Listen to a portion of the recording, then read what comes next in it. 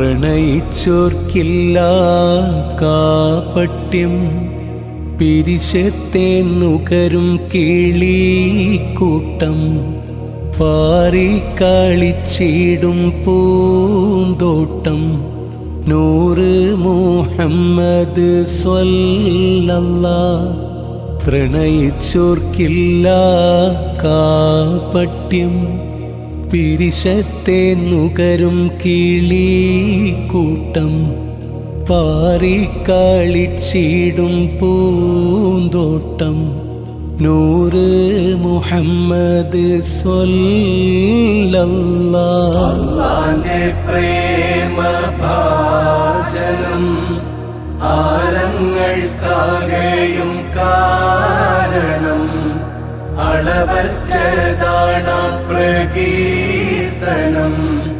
നൂറ് മുഹമ്മദ് സ്വല്ലല്ലാഹ്.